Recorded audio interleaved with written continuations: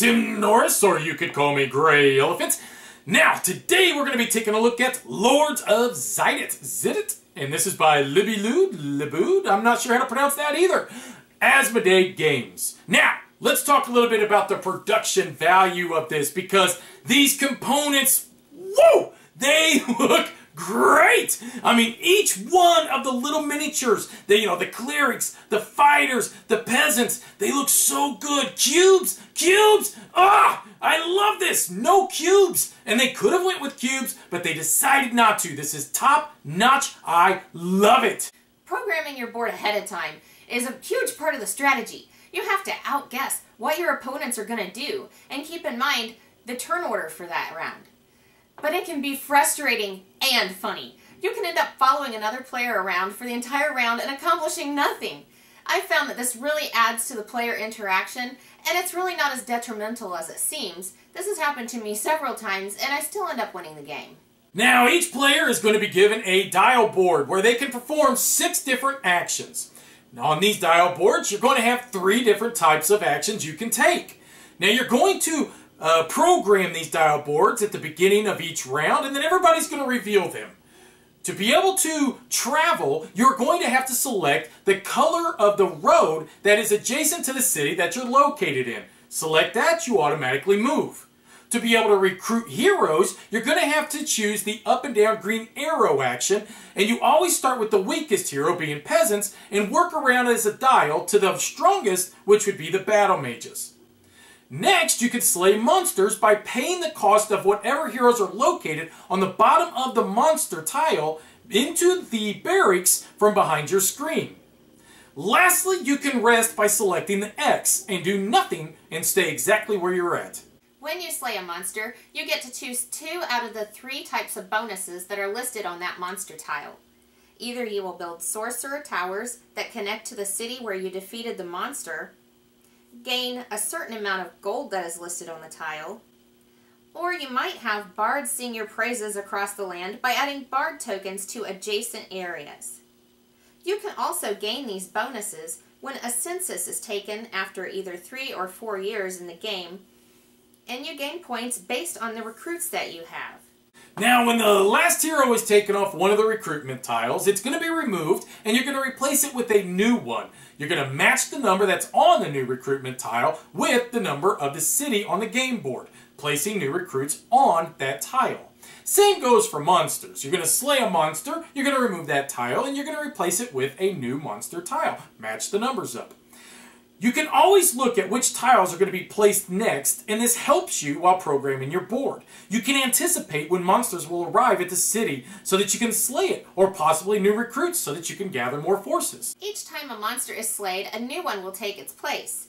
If there are no new monster tiles to place, then the Titans will wake up and go on a rampage. Titans work just like regular monsters, with the exception that you may use any type of heroes to slay them. And you can also do this from any city space. Now, the final tallying in this game to determine who won is unique compared to anything I've ever played before.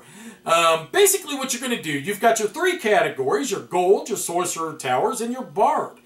And what you're going to do with that is that each player's marker will then be placed under each category, with the highest player's token being placed at the top. So if you scored the most gold, your token's going all the way to the top. Whomever is at the bottom of the first category is eliminated from the game. You will turn all of those players' player markers over, showing that they have been eliminated. Then you go on to the next category doing the exact same thing. Remember, if a player has been eliminated, then you go up to the next player in line, flipping over their tile. By the time you reach the 3rd category, you will have only one person's token left, and that is your winner. I highly recommend this game. I've played it with different numbers of players, and we've really enjoyed it every time. The feel of the game is a kind of Euro-type game. It reminds me of Lords of Waterdeep. But at the same time, you're moving around the board rather than worker placement. So that really gives it a different feel. And the components! I mean, I am so happy with the sculpts of the recruits instead of cubes. You know, some people think that components aren't that important, but it just really makes me enjoy the game that much more. Now, the in-game scoring can be hard to get used to, But after our first game, we all knew what we were, going in for. And so you really get used to it and work your strategy around that. So it's really not a problem, and it's something that I actually enjoy about the game now. One thing that I had a hard time with is that everything is hidden. You don't know what recruits your opponent has. You don't know what bard tiles your opponent has. But, that's something that once you get good at the game, it just adds another element to the game, a bit of mystery and calculation. So overall, I just say, I highly recommend it. I enjoy it every time. So what do I think of Lords of Xidit? I love this game. I love it. It's got a lot of the things going for it that I just love about gaming. A lot of strategizing, recruiting heroes, slaying monsters. This is good. Not to mention it's just absolutely beautiful to look at. This game, what's funny is that the in-game scoring, even though it does seem a little wonky, because every game I've played so far, I have scored tops in 2 out of the 3 categories necessary to win the game. But I've yet to win a game yet. And in fact, my wife has won every single game that we've played, whether it just be her and I or with our game group. I don't care. I don't care if I win or lose this game.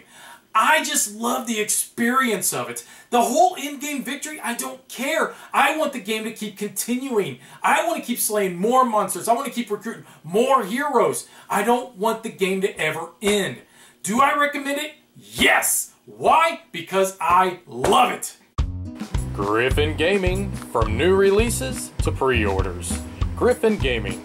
Enter in promo code GreyElephant for 5% off your order.